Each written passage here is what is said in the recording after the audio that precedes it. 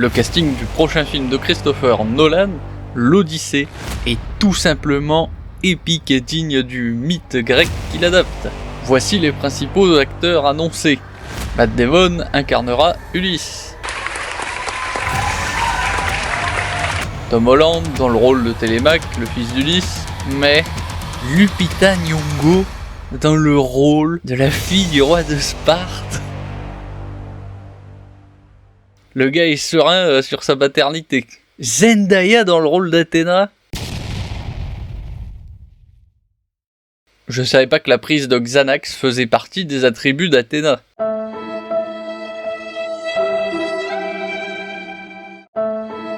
Mais bordel, Nolan, tu viens à peine de te vautrer avec l'art et la manière sans possibilité de retour en arrière. Avec Tenet qui a fait un flop tonitruant avec son budget de 250 millions de dollars pour un pathétique box-office total de 350 millions dans les estimations hautes. Alors que pour qu'il soit considéré comme rentable, son box-office total aurait dû être le double du budget du film. À croire que cet échec cuisant lui a soufflé que ce serait une bonne idée d'imiter Oppenheimer en atomisant définitivement sa carrière. D'ailleurs, par curiosité, quel est le montant du budget de ce nouveau film ? 250 millions de dollars. Combien ? Ah ouais. Ce qui en fait l'un des projets les plus coûteux de la carrière de Christopher Nolan. Mais attendez, ça c'est sans compter le budget promotionnel, sur lequel aucune source officielle n'a encore communiqué. Comme beaucoup de superproductions, les studios gardent ces chiffres confidentiels aussi longtemps que possible, jusqu'au bilan financier total, afin de pouvoir mentir à autant de monde que possible sur la rentabilité réelle du film et sur l'adhésion du public. À vue de nez, les studios ils mettent entre 30 et 50% du coût de production du film dans le budget marketing, et donc dans le cas de l'Odyssée de Nolan, on peut imaginer que les dépenses publicitaires seraient entre 75 et 125 millions de dollars. Et dire qu'il était déjà catalogué dans les réalisateurs peu rentables, là, il va être cimenté dans ce Hall of Fame de l'à peine rentable. Le film est en tournage depuis février 2025, avec une sortie prévue en France le 15 juillet 2026. Ce sera le premier blockbuster entièrement tourné en IMAX, ça nous fait une belle jambe, mais avec des décors naturels en Grèce, au Maroc, en Écosse et en Sicile, ce qui est là par contre un bon point. Mais laissons Nolan de côté, pour nous attarder sur la Grèce antique. Je vais pas y aller par 4 chemins. Choisir Zendaya pour incarner Athéna, c'est ridicule.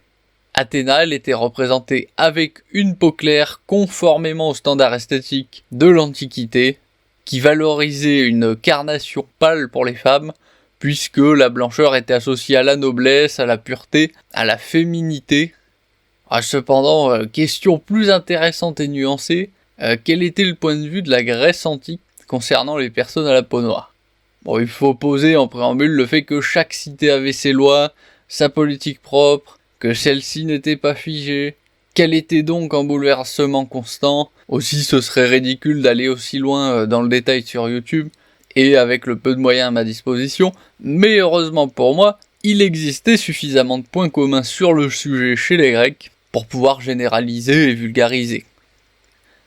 Les Grecs antiques ne disposaient pas d'un terme équivalent à noir au sens moderne. Ils parlaient d'Éthiope, traduit en langage moderne par éthiopien, et qui signifie littéralement visage brûlé, sous-entendu par le soleil, pour désigner les populations au teint foncé. Concept qu'il ne faut par contre surtout pas confondre avec celui de barbare, qui désignait ceux qui ne parlaient pas le grec, et ce sans connotation de couleur de peau.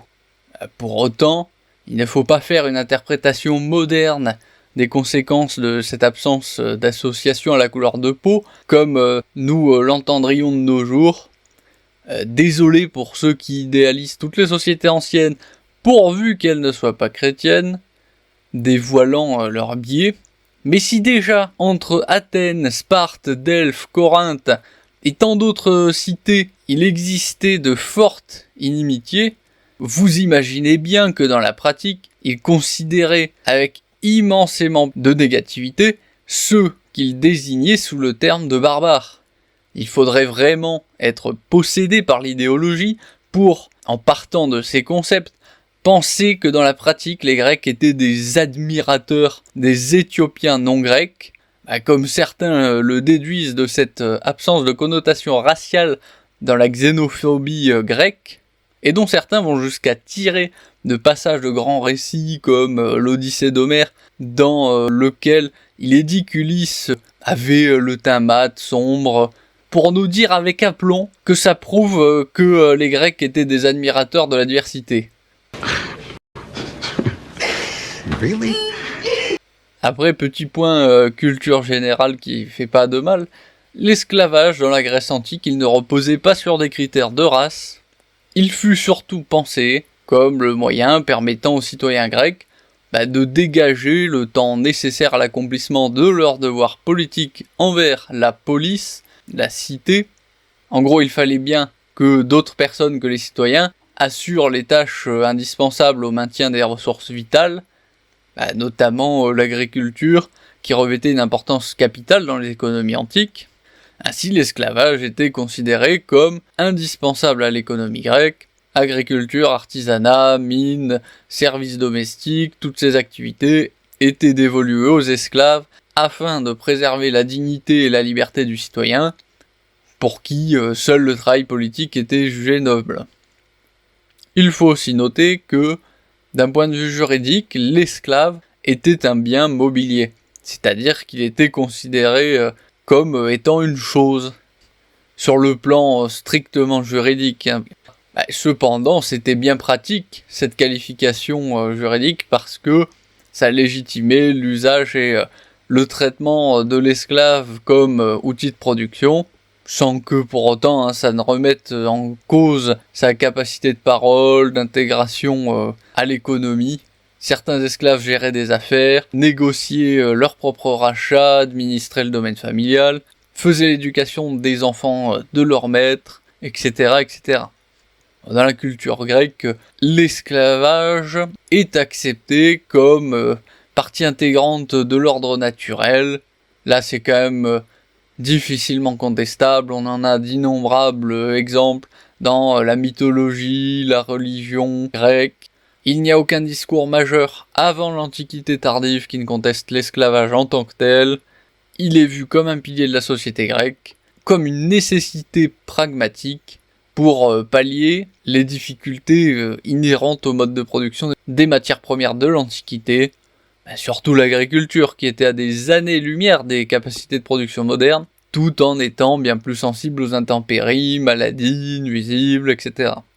Tout ça pour dire que Nolan, là, nous fait une véritable dénaturation de la culture grecque, ainsi que de l'œuvre d'Homère. Et là, excusez-moi, mais on peut parler de wokisme, puisqu'il va sacrifier une grosse partie de recettes pour des motifs purement idéologiques. Pourquoi choisir Zendaya pour Athéna? Pourquoi choisir Lupita Nyong'o pour la fille du roi de Sparte? C'est ridicule. Ce n'est pas respectueux des quelques personnes qui continuent de croire au panthéon grec. Mais surtout, ce n'est pas respectueux des Grecs dans leur ensemble, qui aimeraient peut-être que l'on respecte leur culture, que l'on ne la torde pas n'importe comment. Mais bon, ça, le respect dans la modernité, il y en a beaucoup qui ont du mal à cerner ce que ça peut être. C'est un concept bien étranger à beaucoup de monde. Bref, sur ce, abonnez-vous, mettez un pouce bleu, activez la cloche des notifications, laissez un commentaire pour faire savoir ce que vous avez pu penser de cette vidéo, et je vous retrouve au fil de l'actualité.